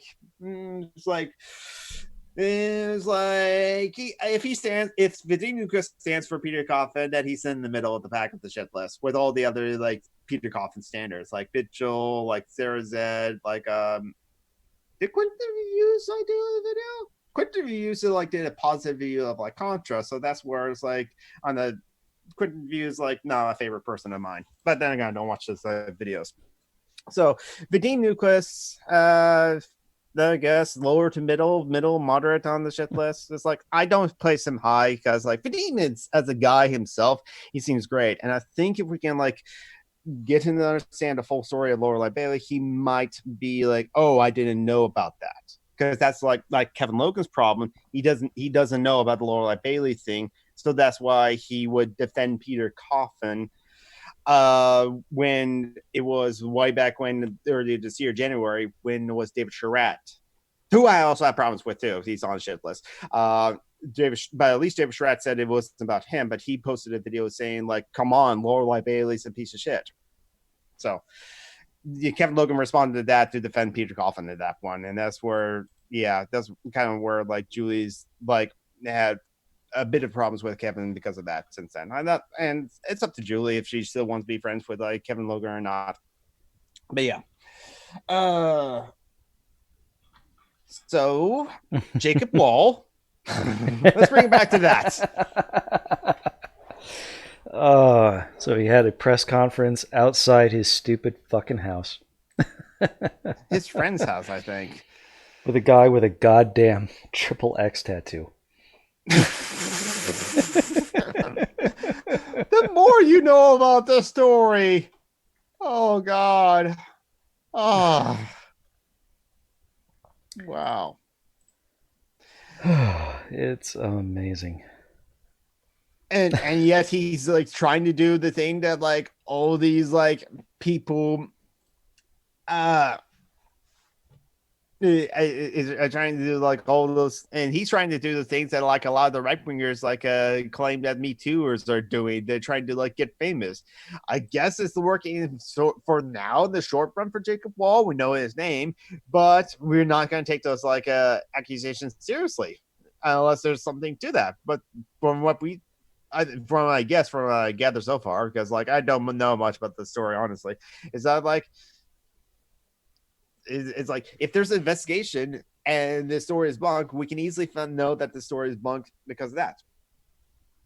I love he's trying to get the black guy with the badge to remove people. Yeah, his private security was standing there, and Wall was like, "Hey, get rid of that guy. He's heckling me." And the guy's like, "He's on public property. I can't do shit."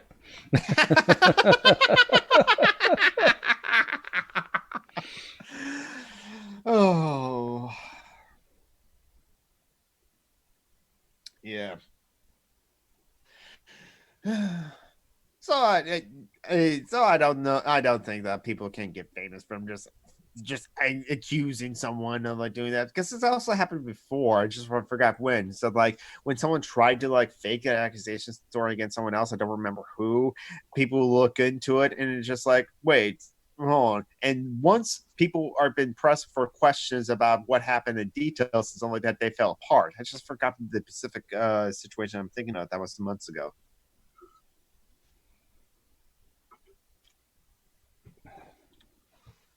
Fucking amazing. He's been charged with a felony in California.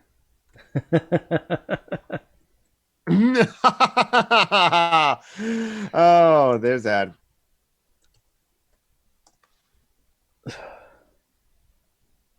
Anyway. So. All right. Let's see. I can't really think of anything else. I've been stalling for time, hoping Jamie would show up, but it looks like she's not going to get here. Yeah, I don't think so. And then if she gets here, then what? If she gets here, then we'll ask her if there's like, well, what is there that you want to like say or add or to talk about? But looks like she was eating lunch with a friend, so we'll let her enjoy her lunch. Yeah. All right. So why don't you go ahead and sign us out there? Oh, Richard Dawkins. He supported a conservative fundamentalist group and then backed out. It's like, yeah, they're inviting my very good friends, my fellow incredibly rational people, Peter Boghossian and James Lindsay, to speak at their conference. And he's like, oh wait, they're incredibly conservative Christians? Well, I don't like that they're Christians.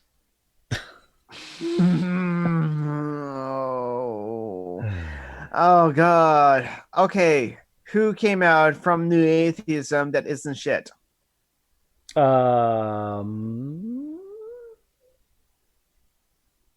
Perhaps, what's her name? Rebecca Watson? Yeah, she's awesome. PZ Myers. Okay, yeah. Basically the ones who are no longer famous. Yes, like Steve Shives. It's amazing how that works. Alex Jules is awesome. Mm-hmm. And I just like, oh, this is a Facebook friend with some of my friends on Facebook. Okay, I'll friend them. And but seems like be just a guy. That's a professional photo that he has there. Let's see, Stephanie Zvan. Yes. Basically everyone who doesn't actually make a living as a professional atheist. Yeah. Are the only good atheists these days. Yeah. Because like the last one was all on Raw, and he greatly disappointed of all of us by just standing for like rationality rules. Alongside Matt Dillahunty and all of the other assholes the assholes who were just summarily dismissed from the atheist community of Austin. Mm-hmm. He was like, I don't know about that. Then it's pretty okay, although he has said privately that he thinks Me Too has gone too far. Yeah. But generally, he stayed out of the spotlight and stuck to doing hard work about thinking about philosophy stuff. He just sort of incidentally became one of the four horsemen. Mm-hmm. Yeah. Yeah, that's the thing. I was big on the atheist thing, and like when all my brothers were big on the atheist thing, but I was only tangentially like observing that. So it's like I only know like Potholder and like 54 and like on Raw, and that's about it. And or some other people, but then it's like I just like never stuck with it at all. So that's why. It's only when I interact with, say, like Steve Shives, like a fellow patrons, that was like, have you heard of this? Have you heard of this? I was like, I don't listen to those podcasts. I don't know who you're talking about. So when I first heard of David Smalley talk was when he was on Chris Yossi's stream. Yeah, it was a long time ago, like over a year ago, but my God, I still remember that. Yeah, you were in that live chat for that like stream as well. What's that? The David Smalley and Chris Yahtzee stream. Yeah, God. I made it like 20 minutes into that before I was like, you know what? Fuck it. I stopped listening to Smalley a year ago, and there was a reason for that. I know the show's about to end. Oh my God. It's okay. But it's okay to cry because it's okay for men to cry. Yeah, so the atheist community is just like, so I don't follow all those people, so like it's only from like other people what they'll tell me what has Grandpa Dawkins done again. He strikes again. He's owning the SJWs again by buddying up with by standing alongside conservative Christians to support guys who think that they're smart for getting fake articles into non-peer-reviewed journals. Yeah, Peter Boghossian. Okay, so since we brought it up, I think the best as again, Chrisiosity did a stream with PC Myers, who's awesome. Mm-hmm. PC Myers has some of the best dry wit on the internet, I would say. Even though Sean has great dry wit too, PC Myers has a drought of wit. But Chrisiosity did. That's what PC said. But Chrisiosity 8 months ago did a live stream with PC Myers and someone who worked with Peter Boghossian at Portland State University. So, and it was I think that was the stream that revealed his penchant for fooling around with grad students. Yes. Again, apparently, still no accusations of any like unwanted like advances. Apparently, so far, he's just willing, and it's a cot next to his desk, and it's like, and not TAs too. It's creepy and gross. Yeah, and he and Peter Boghossian and his wife has a arrangement apparently. That's so strange to like hear that because it was like someone who worked at Portland State University that like it was telling all this because he worked with Peter Boghossian at the university, and Peter Boghossian doesn't use his computer at the school. It's just still in the box next to his desk. He just is always on his phone. He just uses his phone and does his writing at like work, and so and then he just comes in, teaches philosophy, but uses the school as a vehicle to like teach his anti-feminist like talking points, and will occasionally get like a great awesome guest to like do a guest lecture at his like school, including Sargon of Akkad. What is it with atheism as an organized movement that tends to draw in right-wing douche canoes? Look, I am so smart because I figure out a simple answer of there is no God and can prove that, or disprove it, or counter fundamentalist theists as in their not rational arguments. I am rational. I got the right answer to the easiest question in the universe. Therefore, I win. I am so smart and rational. I'll use my rationality superpowers and tackle other like questions. It's a fucking feminist system. Yeah, exactly. I don't know. Yeah, I don't.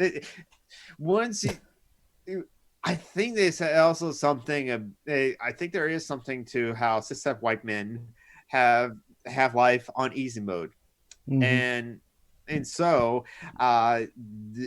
it's not this, and also this is another liberalism and kind of capitalist thing where it's very much individualism. And so if like an individual has succeeded at life, even at mediocrity, as it were, and it's only able to answer one question and then forget to be human, then they are resistant to challenges as well, and challenging their beliefs. And but I'm so successful as it were, how could I be wrong? And they like to think that like, no, I can't be wrong.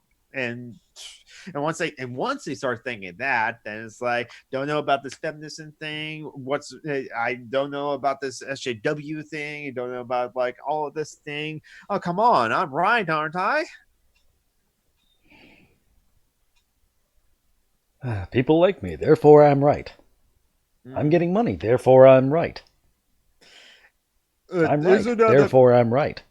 Isn't that an ad him popularity fallacy? No, because they're right too. and just because you can point out a fallacy, it doesn't discredit my argument. Fallacy.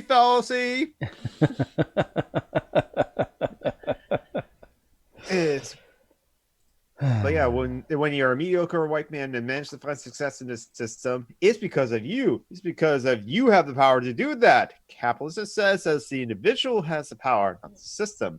And liberalism is all about individual rights. And there is no system. There is no system. A system can't be racist. All right. Why don't you go ahead and start singing us out? You really want me to sing? No. No expression. That's why I asked, because I know Julie's answer. So, Tom McDonald was with us, and he is old. He is also Tom McDonald on Facebook. He may accept your friend request if he bothers. And he's also at TSMac on Twitter. He barely uses.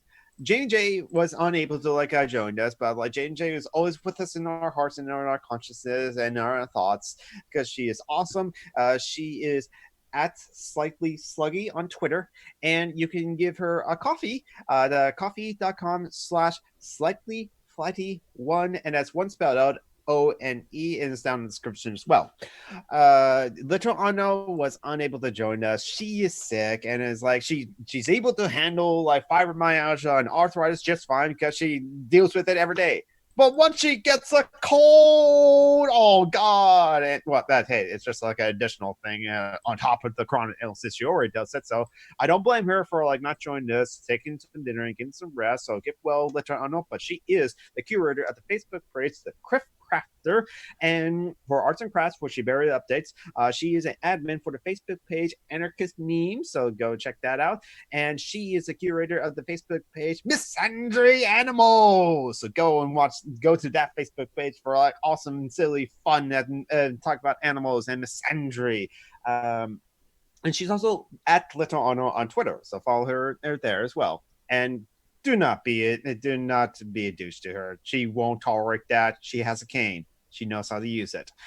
I am Some Random Geek. I finally changed my name because it's just a simple thing. Just do that here. There we go. I'm Some Random Geek on Twitter at Some Random Geek, where my tweet gone viral, and then lots of right wingers have commented on that. And it's just get a job, and it's just not gonna respond.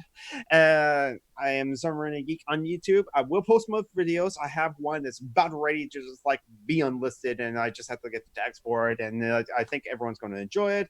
Good night, Metro, and be safe out there as well. And summer greetings. And I'm going to repost the charity links to my friends and comrades. Please give money to Phoenix, who wants to join us in the live chat, even because she can still use money because she still doesn't know how to have a stable income. And this terrible capitalist system has it where it's you must have income in order to be able to live, or being worthy of earning the right to live. And fuck that. But so Phoenix on the channel Feast from 87 could use some money. Joanna also could always use some money, and she's raising her kid as well. So I'm going to post at least those two links right there, and there are charity links earlier in the chat that you can go back and scroll up. And now I'm done with my pitches. All right. As for me, in addition to doing this here YouTube show / podcast, I also take part in another podcast / Twitch stream. It's the Dungeons and Debacles show, D&D game hosted by my friend Kevin. We are currently live streaming our shows every Sunday afternoon at 2 o'clock, and we then post the edited version as a podcast. It's a heck of a lot of fun, completely different from this one. We play an evil party looking to save a dragon from an unjust imprisonment. So we really turned the tables on Kevin. He was not expecting that. Oh my god, I'm looking forward to that now. I have to find a podcast now. Okay. But we also, I recently started this guy. I'm posting the link in the chat. I've already put it in the doodly-doo below the video. But I started a Patreon for this because in order to get Zoom to go for a meeting longer than 40 minutes, you need to chip in a little bit of cash. So I started that. And as soon as I can figure out how to get Patreon to display it right, then the various tiers will be a little bit more informative than they are now. Right now, unicorn tier, you get access to the Discord. Higher tiers, in addition to getting people thanked in lower tiers in our podcasts or in the end of the show, you'll also get access to the Discord, and the higher tiers access to a monthly hangout is what I'm thinking. How that could work. That was just an idea for where we start. I'll want input from you guys, both people here in the chat and people over in the YouTube chat on how that could work. But unicorns, ponycorns, alicorns, corncorns. That's a unicorn made entirely out of corn.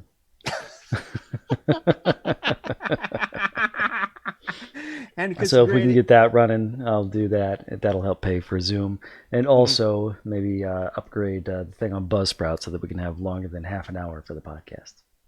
Yeah. In any event, you can find that at Patreon at Social Justice Alchemy. All right, and with that, I guess we can stop the oldie stream. Oh, wait, first, I got the boom. Oh, not that. I want this one. Because we can do the thing. Let's see, so we turn on sharing. Fuzzy and an e-boo, a weeboo. I just now saw my name. Instead of a weeaboo, you're a zeaboo.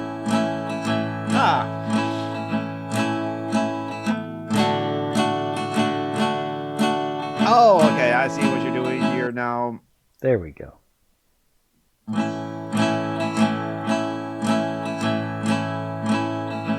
Oh, except it did that for some reason.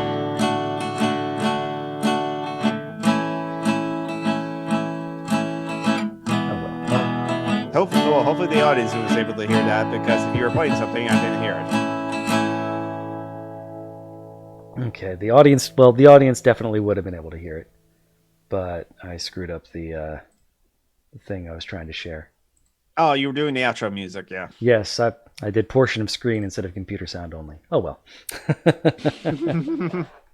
And that meant that OBS got to freak out a little bit and try to figure out what the fuck I was doing. Okay, so now I'll stop streaming. Bye-bye, everyone.